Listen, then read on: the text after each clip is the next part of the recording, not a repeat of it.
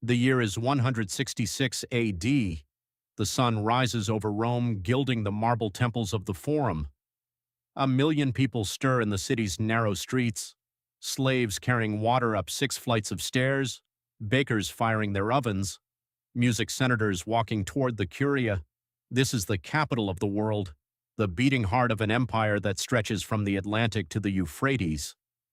Yesterday, Emperor Marcus Aurelius, music, and his co-ruler Lucius Verus celebrated a magnificent triumph, parading through the streets with soldiers returning from war in Mesopotamia.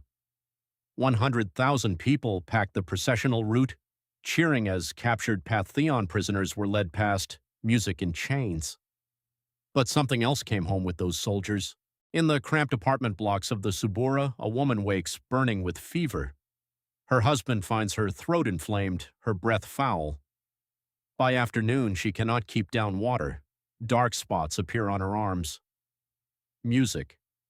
3 buildings away, a merchant son is vomiting black liquid. In the military barracks near the campus, Mardius, a centurion who marched in yesterday's triumph, music collapses during morning drills, his skin erupting in pustules that seem to come from nowhere. Within days, the pattern becomes unmistakable. The sickness is spreading, not slowly like This the familiar darkness summer spares no one. fevers, but explosively leaping from tenement to tenement. Music, from the Aventine Hill to the Escaline. Physicians are baffled. The Greek doctor Galen examines patient after patient, documenting symptoms he has never seen. Bodies covered in black blisters, music, internal bleeding so severe that patients excrete scabs of their own flesh. The disease does not discriminate. It takes senators and slaves, soldiers and music children. Rome, which has conquered the known world, is about to face an enemy it cannot see, cannot understand, and cannot music defeat. This is not a battle that can be won with legions or engineering.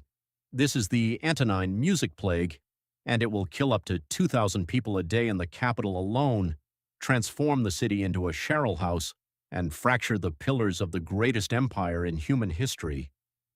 To understand music, the horror that followed, you must first see what Rome was before the plague, not as a ruin, but as a living organism operating at the absolute peak of its power. By 165 AD, Rome was a metropolis of roughly 1 million inhabitants, the largest concentration of human beings in the Western world. The city would not see such population density again until 19th century London. This was possible only through remarkable engineering. 11 aqueducts delivered fresh water from the mountains. The Cloaca Maxima drained waste into the Tiber. Roads radiated outward like arteries connecting Rome to provinces from Britain to Syria. But the physical reality for most Romans was far from the marble splendor visible from the Forum. The majority lived in insular multi-story apartment buildings that dominated districts like the Subura. These structures were architectural nightmares, unstable, prone to fire, and desperately overcrowded. Families of 6 or 7 might share a single room. The air inside was thick with smoke from cooking fires and the smell of unwashed bodies pressed together. There was no running water above the ground floor. Residents' music carried waste down multiple flights of stairs, or as was common practice, simply threw it from windows into the narrow streets below. The economic engine of the city ran on a brutal inequality. The urban poor depended on the annona, the state grain doll, music to survive. Their diet was monotonous: wheat porridge, occasionally supplemented with olive oil or cheap wine. Malnutrition was chronic. Disease was endemic. Average life expectancy was 22 to 25 years. Half of all children died before age 10. Yet despite these grim realities, Rome in the 160s, music, was a city of tremendous confidence. This was the height of the Pax Romana, the Roman peace that had brought unprecedented music stability to the Mediterranean world for over a century. Trade flourished. The emperors of the Nerva Antonine music dynasty, especially the current ruler Marcus Aurelius, were celebrated as philosopher kings. The empire stretched from the Scottish highlands to the deserts of Arabia, encompassing perhaps 70 million people. The same mechanisms that made Rome great, however, created vulnerabilities, music no one recognized. The roads that moved legions also moved disease. Music. The global trade networks that brought silk from China and spices from India created pathways for pathogens. The extreme urbanization of the capital meant that 1 million people lived pressed together, breathing the same air, music sharing the same water sources, creating the perfect conditions for a biological catastrophe.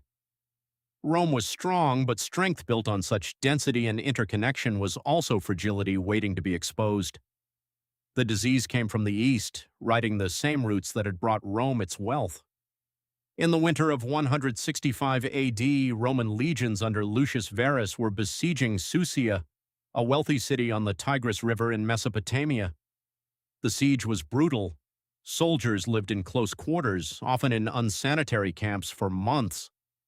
Then, during the sack of the city, something invisible entered the Roman ranks. The pathogen was likely variola major, smallpox in its most lethal form, though some historians suggest measles, music, or a combination of both. It had traveled from further east, possibly from Han Dynasty China along the Silk Road and maritime trade routes. The virus found its perfect vector in the Roman military. Tens of thousands of men marching thousands of music miles, interacting with local populations at every stop, spreading through crowded winter barracks. By late 165, soldiers were dying in alarming numbers. The symptoms were unlike anything Roman physicians had documented. High fevers struck first, followed by violent coughing and throat inflammations so severe that breathing became difficult. Then came the gastrointestinal phase. Diarrhea turned black, indicating internal mucus ulceration and bleeding, but the most horrifying symptom was the rash. Pustules mucus erupted across the entire body, blackish and filled with putrefied blood. Many victims died within days. Those who survived were left permanently scarred, their faces pocked with deep marks that identified them as plague survivors for the rest of their lives. As the legions began their long march home, they carried the virus with them. It spread to Smyrna on the Iron Coast. It reached Syria. By 166, it had crossed into Italy. The moment of maximum transmission came with the imperial triumph. When Lucius Music Verus and Marcus Aurelius paraded their victorious troops through Rome, 100,000 spectators packed the streets. For hours they stood shoulder to shoulder, cheering as soldiers, many already infected, marched past. The celebration was a biological music weapon, seeding the virus into every quarter of the city. Within weeks, Rome was burning with fever. The speed of the collapse was music terrifying. In the first weeks, people tried to maintain normally. Markets stayed open, senators convened. The baths, those great music social centers of Roman life, continued to operate and became death traps.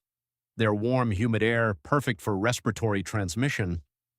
Galen, the most famous physician in the empire, documented the progression with clinical precision. Patients arrived with high fevers and foul breath. Within 2 days, the rash appeared. By day 5, many were coughing up internal scabs, pieces of their own lungs and throat lining. The mortality rate was roughly 25% of those infected. In a city of 1 million with transmission moving at epidemic speed, the arithmetic was catastrophic. At the height of the plague, 2,000 people died every day in Rome alone. The sheer volume of death overwhelmed every system. Music. The city's services, already strained by routine mortality, collapsed completely. Roman culture placed immense importance on proper burial, the ritual washing of the body, the coins on the eyes, the procession to the tomb. These traditions ensured that the soul could pass to the underworld and that the living would not be polluted by improper contact with death. Now there were simply too many corpses. The professional undertakers, the libertinari, could not keep pace. Bodies piled up in the narrow streets of the Sabora. Some families, desperate and music terrified, dumped their dead in the Tiber River. Others left them in open-air pits once reserved for executed criminals. the smell of decomposition mixed with the smoke from cremation fires that burned continuously on the city's music outskirts. Marcus Aurelius was forced to intervene directly. He ordered the imperial treasury to pay for mass burials, trying to restore some semblance of order and prevent ritual pollution from spreading panic even further. But the breakdown extended beyond funerals. Town councils, music, could not meet because too many magistrates were dead or dying, courts closed, the legal music system, which depended on a functioning bureaucracy, ground to a halt. The grain dole became irregular as dock workers and transport music crews fell ill. Food prices doubled, then tripled. Fear became the city's dominant emotion. Physicians like Galen fled to their country estates. The wealthy music retreated to isolated villas, practicing a form of social distancing that was only available to those with resources. The poor had no such option. Trapped in their crowded insulae, they watched neighbors die, music, and waited for the fever to find them. In this atmosphere of terror, the bonds that held Roman society together began to snap. Families abandoned music's sick relatives, walling them into their rooms to die alone. Parents fled, leaving children behind. The moral fabric that Romans prided